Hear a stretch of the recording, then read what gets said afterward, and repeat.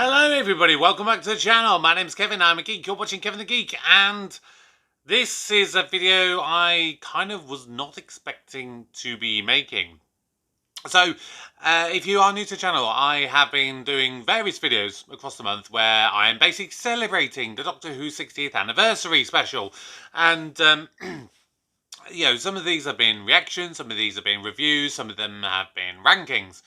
And my intended video for today was to be the reaction to the Children in Need special, which aired on Friday evening in the UK. And I was very prepared to do that. I wasn't going to be able to record it until today, as I'm recording this, yesterday, as you're seeing this. And over the weekend, there was a lot of stuff that came out. To the point that I have watched the episode and I have watched the kind of interviews following it, you know, with the Doctor Who, I can't remember what it's called now, basically the Doctor Who Confidential thing. And yeah, it's just something I feel I have to make a quick little video and just look to give you my thoughts, my feedback, because I had a comment a little while ago where, I was going to do a video about this, you know, discussing, you know, in a very fair way, whether Doctor Who is considered woke. You know, someone put that out, and I toyed with the idea of it. I wrote a script down for it. I've ultimately decided not to do it. Maybe I'll do it in the future, but for right now, I've decided I'm not going to do it. But I do want to address the stuff in this, you know, relating to this Children Need special. And if you haven't seen it, if you don't know it, the basic nutshell is you have a little comic relief, you know, comedy kind of special of Doctor Who, which features Davros, the creator of the Daleks, in the time, you know, in his, not the absolute earliest point, but definitely an earliest point in probably we've seen him on screen, apart from the time that we saw him as a child in the episode with the 12th Doctor. But other than that, we see Davros basically speaking to a science guy, effectively like a guy from marketing, where he, you know, he's showing the Daleks, who at this point don't have a name, and you have this comedy backwards and forth where the guy, he's basically trying to come up with names for the Daleks. And then Davros leaves, the Doctor crashes in, breaks the arm of the Dalek, ultimately is the one responsible for calling them the Daleks, giving them their catchphrase of exterminate, and giving them a toilet plunger for an arm instead of this robotic claw, which seemed to be the thing there. That's what it was. Now, I enjoyed it. I enjoyed this episode when I watched it. I thought it was cheesy and fun in the way that a comic relief thing should be. Did it work with regards to the Daleks? Maybe not. But overall, it was simple. It was harmless. It was fun.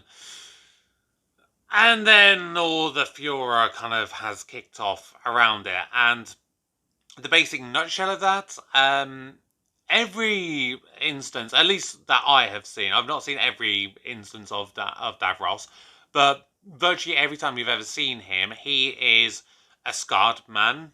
He is in a Dalek kind of mobile unit for his base. He is effectively unable to walk, is unable to get around. I think it shows in one thing that basically pretty much his entire bottom half is gone, so he has no legs. So he is a disabled character. And Russell T Davies, in the interview, basically was saying that he plans on changing Davros in his appearances so that he isn't a representation of a very old trope that people with disabilities are shown to be inherently evil. Now, quick disclaimer, I am not disabled. I am a fully able-bodied person. And I completely accept that there are things that have been in the past that need to be changed. There have been staples of cinema and storytelling that is definitely best left in the past. You take something like blackface, for example. That is not culturally appropriate to have someone like myself who is white to put on face makeup to pretend to be someone of African descent. That is not okay. The problem I think I have is the fact that had Russell T Davies not mentioned these comments, for the majority of people, I'm not going to say everybody, but the majority of people wouldn't have thought anything differently. They would have just gone, oh, this is Davros. This is clearly him at an earlier point in his life before he's suffered whatever accident or whatever it was that has scarred him, that has made him blind, that has left him in a position that he can't walk and needs a mobile unit to get him about. Now, I've seen a lot of comments on Facebook and comment feeds and TikTok and Instagram and various different places that there are definitely people who are disabled who have felt uncomfortable with this representation with someone as high profile as Davros being this embodiment of evil, and obviously it's not showing him to be evil because of his disability or that his disability is causing him to be inherently evil, but it is just an unfortunate trope that they're just sort of overlapping. But then I've seen people comment who say, well, I'm disabled and I've never seen anything wrong with it. It is what it is. And this is something where you've got to be so careful. I think ultimately, I think the best way that you could have dealt with this scenario is simply to have more positive representation of any kind of disability or whatever thing it is that you're trying to highlight. Because I'll be perfectly honest with you, my time watching Doctor Who, I can't really remember. And I think there was at least one where there was a deaf character in one episode, but she was a one-off character. The rest of the time, I don't recall ever seeing really a disabled person in Doctor Who. And the example of Davros, in the time since the show was revived, he has appeared twice. Maybe 3 times if you count this Children in Need thing.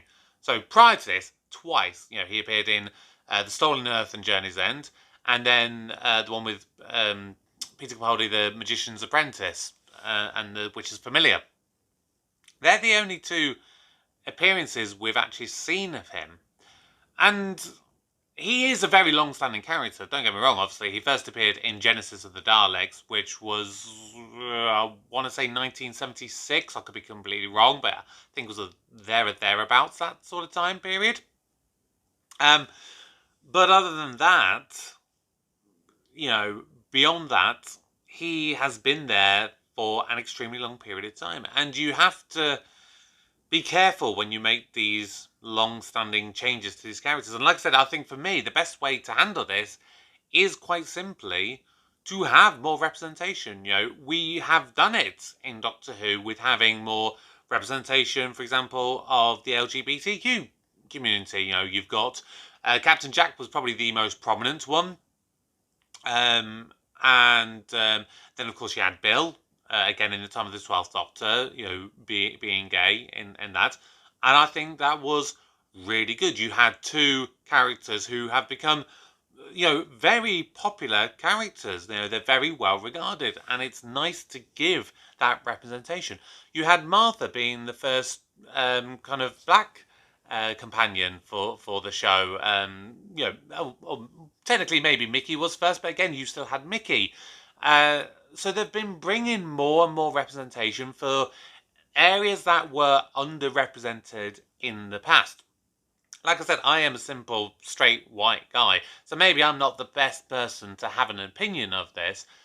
But, yeah, I just think that if you're gonna try and highlight a cause, fill it with positive examples rather than trying to take away from the negative perspectives. Those are just my opinions. You may have a completely different opinion to my own, and I welcome a difference of opinion. If you want to leave your opinions down below, I please ask that you do keep it civil. If I say any comments I feel are crossing the line, I will delete them, and I will definitely consider blocking you from the channel, because I don't want negativity.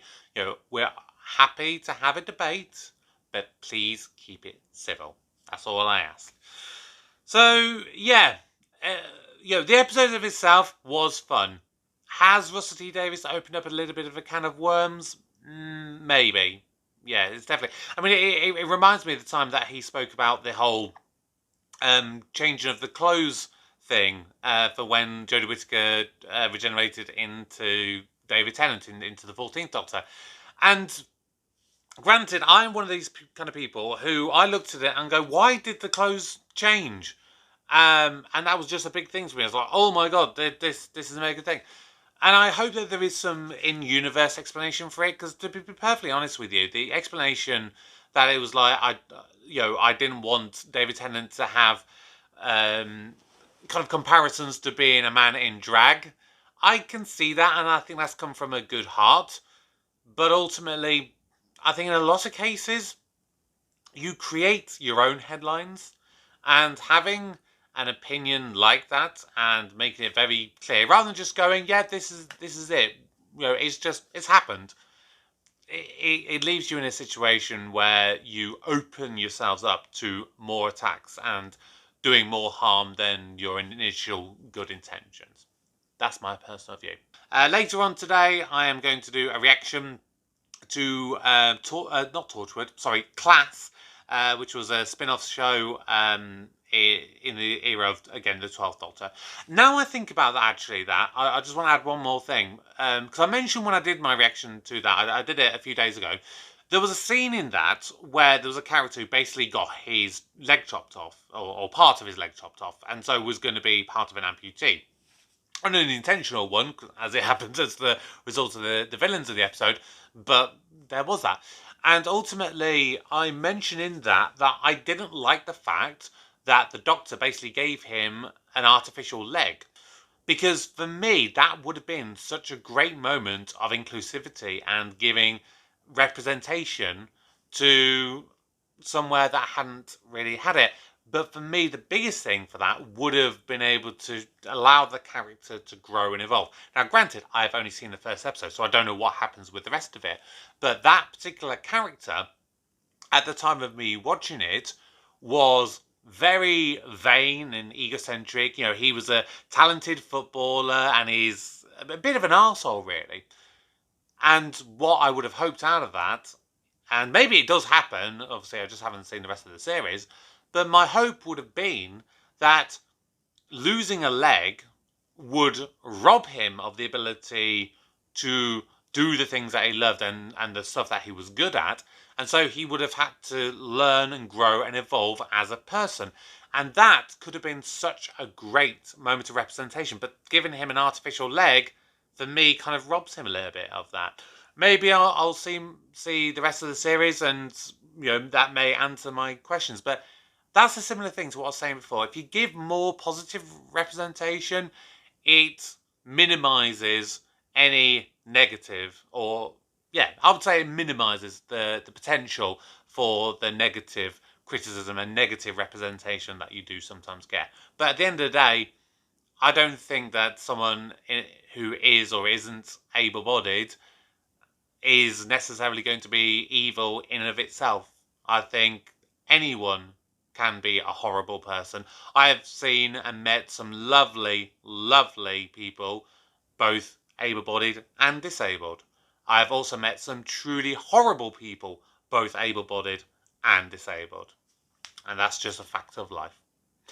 So thank you for joining me for this video. I hope I haven't driven any people away, but yeah, these were my thoughts on this issue.